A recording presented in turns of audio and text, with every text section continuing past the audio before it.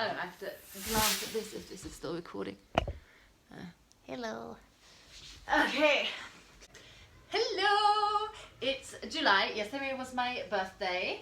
Happy birthday for yesterday. Thank you. And I thought I'd get James to join me and do the mid-year Freakout tag, which is a nice person to do this with, because last year James and I got a bit stupid competitive. You got really competitive. I was fine. Yeah, you were an angel about it. And James read much more than me. You are ahead of me. Well, I'm getting competitive again. I just can't stop. I just can't stop. Anyway, we'll answer the 14 odd questions of the mid-year Freakout tag that's been going on for a few years now already, just to get like a mid-year impression of our reading. I will insert some book cover things. Okay. Because there is like the question of like a beautiful book, and you know, you can be the judge of our taste. The first book question is, what's the best book you read so far? The best book I've read so far this year. This year. Just this year. This year. Should I go? American Gods. American Gods. American Gods. Really? Neil Gaiman, yeah. It was kind of cool. It's actually lying there, so I don't have to insert that one because James brought it with me, so I can read it. I haven't read it yet. Super big, super long, super chunky. But it was Neil Gaiman. Super chunky means this version that you brought with you is, well, doesn't have page numbers. That's bizarre. It's like 640. You can kill someone with it, basically. Yeah, more than 600. Nice, nice. I'll claim to read this for a few months and then I'll actually read it. My favourite book is Lab Girl by Hope Jarman, which has a weird title somehow, but I absolutely loved it, by a biologist professor who talks about how she came from a sort of hardworking, slightly unemotional Norwegian background, I think, family background, and just became this like incredibly clever biologist person, and non-fiction.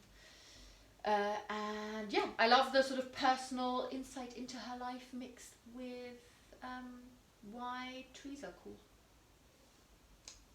So They're pretty cool. So far this year. The next question, I know without looking, is the best sequel you read this year. I didn't have loads to pick from. Okay. I told you this yesterday. I tend to read the first in a series, and even if I really enjoy it, I don't go on because series don't work for me. You read more series than me. I read more series, even if I don't like the series. I have to carry on. Stick with it to the very end. To completion, to say, partly to say I've done it, partly because it's just reading. So what's the best sequel this year? The best sequel I've read, and I want to get it right, is Queen of the Damned, Anne Rice. You told It's me, the third in the Vampire Chronicles series. So is it the best, and coincidentally that's like the only one of the series you read this year, or is it, even if you had to compare it with the others, the best? Even if I had to compare it with the others, it's the best. Nice. It's got so many different subplots within it, and one of those subplots is, for me, better than the actual book itself. Wow. So yeah, the story of the twins and how it all came about, and how the mother vampire, I guess, the Queen of the Damned, came to be. It follows that story about how she came to be. It's fantastic. It's so good, so good. And you say you really like the writing as well, right? Really like the writing. It's it's nice. colourful. Colourful. Ooh, nice. I have to look because, oh yeah, I did enjoy this book. I liked it much more than the first. I didn't love the first. This is the second in the Wayward Children series, Down Among the Sticks and Bones by Shannon McGuire. This is they're like almost like fantasy novellas that have a sort of child book story feel, but they're really dark. And that one is about two sisters, Jack and Jill, and how they sort of crumble under their parents' gender norms, and they find this magical other world. It's a bit nuts, quite creepy. I didn't like the first installment in the series particularly. Don't know why I chose. Well, you know this feeling. And then I read the second anyway. This one I thought was really cool. But yeah, I also didn't have that many sequels to choose from. Really, not my biggest thing. Do you have an answer for new release you haven't read yet, but want to this year maybe? Kinda. It's cheating a little bit because it's what do you consider a new release? Like this year, probably. But if you're cheating, then I mean, I'm cheat. So Val McDermid had a new book out in the Tony Hill and Carol Jordan series. I actually thought that number 10 was their last one. I think you read the very first one. I read the first one, which was sort of a transvestite torture. That don't know. Yeah. Those are the two things I remember. But when I was, funnily enough, researching for this, I discovered that came out about 6 or 7 months ago. That counts. That's the recent release. I really want to see that. It's called How the Dead Speak. Oh, is it? Yeah, that's a good title for a thriller. I thought that the last one that I read was the last in the series, and that was the end of it. But apparently not. Oh, that's cool. Yeah. I should continue with that. I did like that. I wrote down. I have a super random one. I really want to read this, but this is just from like. I had a look on like my Goodreads of TBR things that I clicked, and this is one that came out this year. And the title is A Honeybee Heart Has 5 Openings, A Year of Keeping Bees, which is much in the same vein of my favourite book so far. Again, non-fiction, nature-y mixed with like autobiography. This is a sort of 30-something woman who's like, ugh, what is my life? And she writes about a year of keeping bees. Just deciding she wants to try something new. I think that sounds cool. I think you might upset your neighbours if you keep bees. Yeah, I'm not going to do that here in my central Berlin rooftop apartment. No. Author's Helen Jukes. No, nothing else. I think someone might have actually recommended this to me on YouTube. Yes, someone recommended this to me on YouTube. Thank you. Cool. So I want to read that. Most anticipated release for the second half of the year is the next question. So that you don't cheat. Book that's still going to come out this year on your radar? I got nothing. I have one, Anxious People by Frederick Backman. Did you hear of either the book or the movie called A Man Called Uwe? No. Scandinavian author Frederick Backman, who writes very like quirky people that on the surface aren't likable, but of course they are, because you know he has a heart, that kind of stuff. And I've read a few books by him and enjoyed all of them, and I have no clue what it's about, but it's just a sort of author by thing. Pretty sure I'm going to like it because I like Frederick Backman, and that's being published in September. Cool. I believe. Next question, which is a mean one. Biggest disappointment. Book that's disappointed you the most that you read this year? It was a series of books, funnily enough, by Charlene Harris. It was the Sookie Stackhouse series. It's the books that the TV series True Blood was based on, and I love that program. It's like, I don't know, 10, 15 years old now. I expected the books because the disappointment. Because the TV series is so dark and so gruesome and so graphic, the books were like light and fluffy and airy and all, and So if you hadn't had that comparison with the series, maybe you would have enjoyed the books. I may have enjoyed the books more, a bit better, or you wouldn't have been disappointed at least because you wouldn't have had them. Although actually, if you hadn't seen the TV series, you probably would have never picked up the books because the covers and packaging and everything wouldn't have grabbed your eye. Yes, they're very different to what you'd expect it to be. But, my biggest disappointment wasn't necessarily a bad book. It's Her Body and Other Parties by an author called Carmen Maria Machado, and it is a short story Do you say short story collection if it's the same author? Yeah, sure. Short story collection by this Karen Maria Machado, and this was a disappointment for me because it's like surreal, sort of speculative fiction short stories.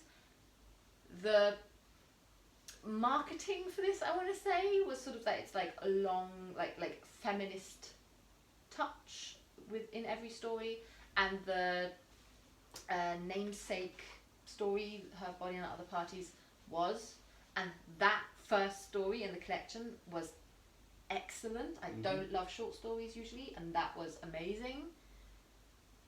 And all the other short stories after that were like, meh. And that was really sad because you can't. Well, you can. In book format, you don't really publish one short story, so I understand why you would want more backing that up, but it's a bit like with a music album. You can't have one hit and all the rest is filler. So that's why I was really disappointed also, because reading the first one, I can see what could have been possible. So that's why, not like by far, not like the worst book I read, but the one that disappointed me the most, having read those first, 30 pages, and then like, no, it's going downhill, what felt like downhill.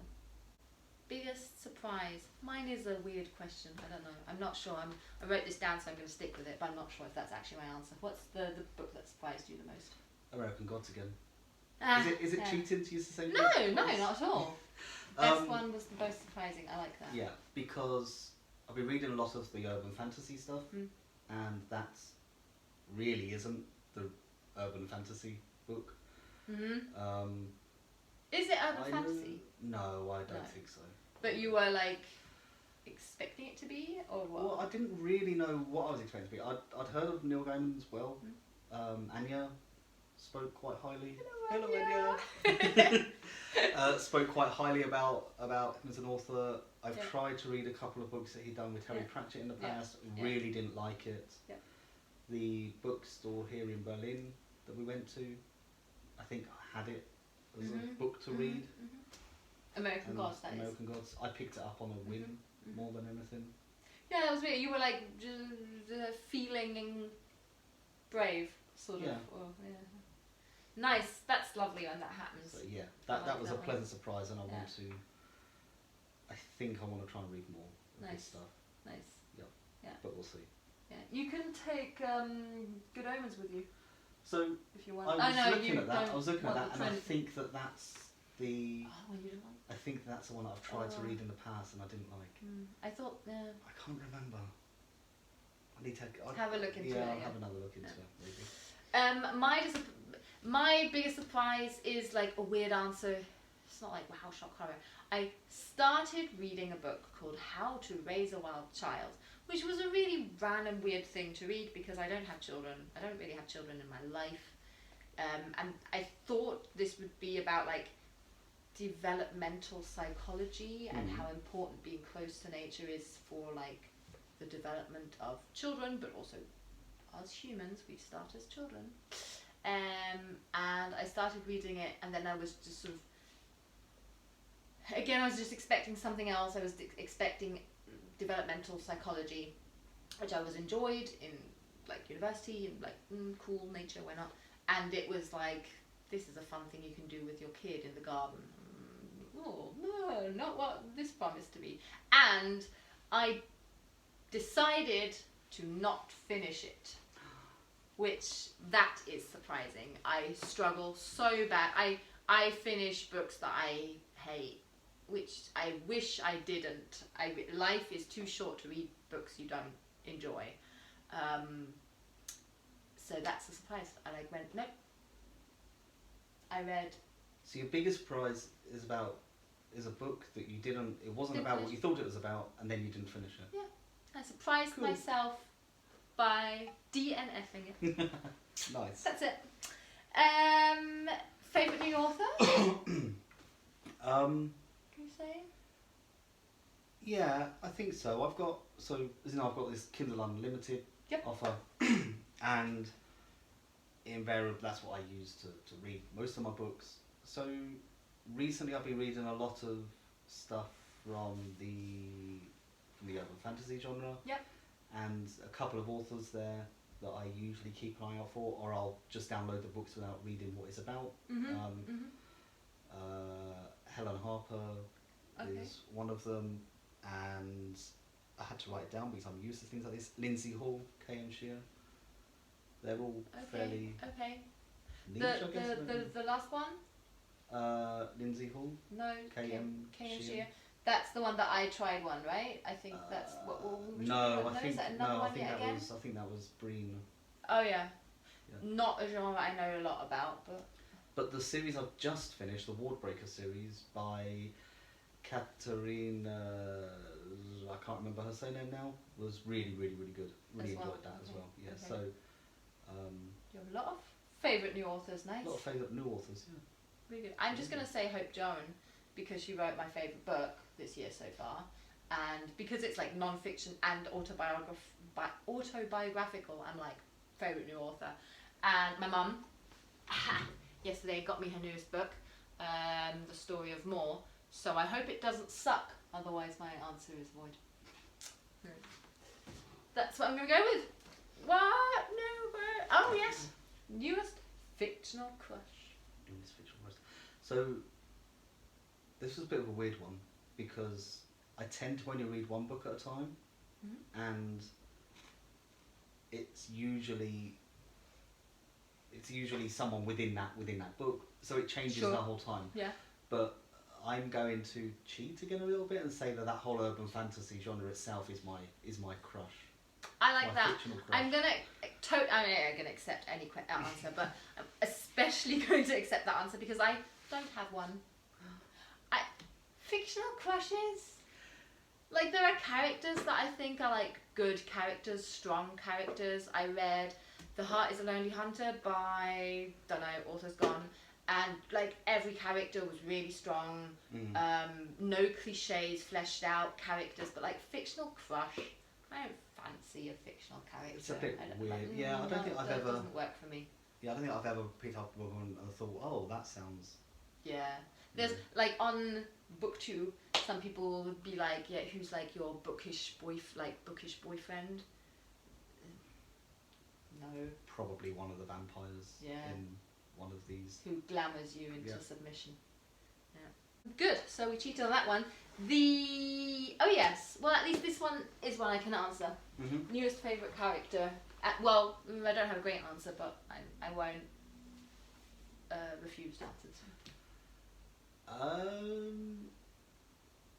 So what I've got written down here is my favourite character is often whoever I've just read last. However, I think that when I go back to the Vampire Chronicles and I think of the characters in there, will probably be. No, I don't know. I can't pick. I thought I had it then, but I don't. No. Really bad at this. I'm also not great at this because I'm gonna say I just finished reading The Power by Naomi Alderman, which is a speculative fiction, science fiction, dystopian novel about our world and women develop like electrical power that they can. It totally topples the gender balance, obviously, because women can now overpower every man, basically. And this had just like a few amazing characters in there. There's, if you've read the book, Roxy and Ali, great characters. Roxy is an English girl who's like the daughter of like a London drug lord, basically, and she's just really badass. And Ali is a foster kid, passed around, very, very unhappy, and basically starts this like Mother Eve phony religious sort of sect thing that she's like not actually sold on herself, but people start worshipping her, so sure, why not. Very like strong characters. And that's what was also the best thing about that book. Like, some of the plot things were a bit shaky on them, but the characters were great. book that made you cry. Do you have one? Do you cry in books?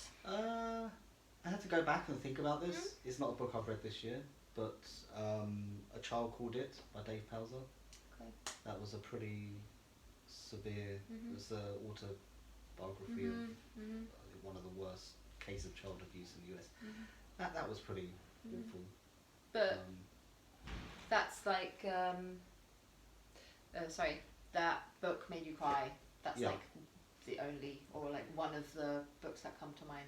Yeah, that was, as soon as I saw that prompt, that was okay. That's the book you thought of. That I thought of immediately. I looked at what I've read so far this year, and I'm not. It made me like teary-eyed, as in like actually crying. Not a lot. That it's happened. Not a lot of books have done that, but this year the one that's made me most emotional was a book called Maybe You Should Talk to Someone. By, I think, Laurie Gottlieb is the author, and she's a therapist who ends up going into therapy herself, and writes about that experience.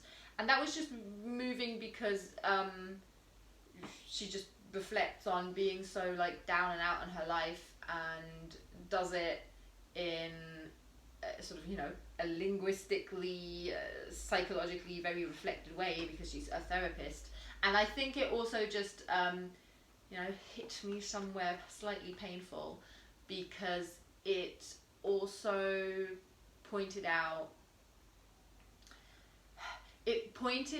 the stigma that I sometimes put on therapy, even though I want everyone to go into therapy. And for myself, I'm like, no, I'm not allowed. I'm weak if I need help. Which I can't believe I'm admitting this publicly, because I think there's so many faulty beliefs there within me. So I thought that was emotional, because I thought the lens was really powerful that she had, and also an excellent book. I recommend that book. Oh yeah, mixing. Says recover from that book that made you happy. Yeah. Book that made me happy was, again, not read it this year, but Picture of Dorian Gray. Great Oscar book. Wilde. Great book. Anything by Oscar Wilde just instantly makes me happy. Okay, because It's I think that's a bizarre pick, because I think that book is quite harrowing, but it is. all right. But it's also, I think it's more the style of writing. Yeah, It's times, and so good. it's just so quotable as well. Yeah. It's just everything. It's just fantastic book. I have another example of literary prowess. Bromance Book Club. I'm being stupid. No, I read 2 books in the like Bromance Book Club series by, what's she even called? Lissa K. Adams. And I just think the idea is so ridiculous. It's like these like romance books based around a book club that these men start, where they read romance novels together to save their relationships. And I think that's so silly as a like concept for a book, but highly enjoyable, and it makes me happy. I reckon you could pitch that idea in Berlin and get people to pay to go to that. Yes. For sure. Definitely. How do I not sound sexist? I'll sound sexist saying this. Not sure how many men would want to be part of that. A lot of women would want men to be part of that. Possibly. But maybe, yeah, I don't know. I'm ruining this book. It sounds as if I'm making fun of these books. They are really fun. They're like fun romances. And I think the second one might have even been published this year. So it's current and recent. And they made me happy. Most beautiful book. So this was a little bit more difficult, because nearly all of my books are on my Kindle. Kindle, yeah, and covers aren't that important. The books that I have got, I've generally bought from second-hand bookstores, not always in the best condition. But when I was looking through all the different covers on the Kindle and Google, I decided on the Raven Boys because it has a picture of a raven on it. I like Goodreads. There you go, Anya. Another shout out to Andy there. Yeah, friend of ours loves the Raven Boys. Is it Maggie Stiefvater, the author? Yeah, Yes. Isabel. Loves that series. I enjoyed it. James read it. And likes the covers. Yeah. I think there's a bus coming along any moment. Oh, is that the time? My favourite cover is a book I've not read yet, but I recently bought. Exhalation by Ted Chiang is science fiction short stories. I read another of his short story collections, and it's just beautiful. It's on the cover. There's like a set of illustrated lungs. With lots of like flowers and like animals and a bit of gold leaf, like very like beautiful, but makes you like take a double take. These like lungs, weird, beautiful. You have. I'm always always amazed at your book covers because they are. I'm fairly sure I could just pick any random book and it's going to have a pretty cool cover. That's because I'm superficial and I buy books based on their covers all the time. I do like a pretty book. Makes a bit more sense. I do like a pretty book. Yeah. Books you need to read by the end of the year. Whatever, need. We don't need to read anything, I'm guessing, but what's your answer? Book you want to read this year still? This is awkward. I don't have that question written down here. I have an answer. Go on. And I'll think about And mine. you can think about an answer. I'm going to say How Long Till Black Future Month by N.K. Jemisin. N.K. Jemisin is a fantasy author who's super popular because she is an amazing author. This, again, I've got a bit of a theme. Short story collection of her sort of fantasy and science fiction short stories, perhaps. And I need to read this because every single readathon that I do that comes up, I claim I'm going to read this book, and then I never do. And I'm just being like more phony by the day, saying that I will read it, and I still haven't. So that's my answer.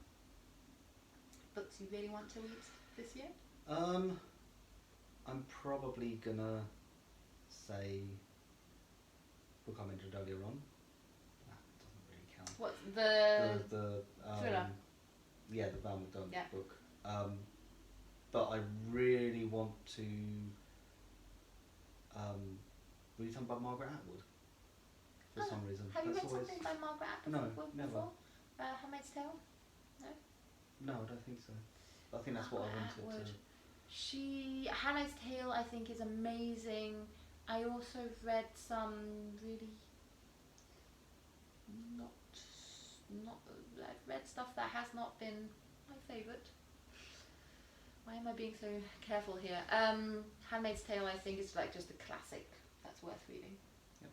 Yeah. And then there's one question which you've probably not seen either because I screenshotted pictures and that probably was cut off, which asks you to like just, shout out someone that you've enjoyed their bookish content this year. And I'm gonna not cheat because there's bookish content on Instagram by this person, called her Insta handle, look at me being all 21st century, is Bookwormy Life, and this is Anya's flatmate.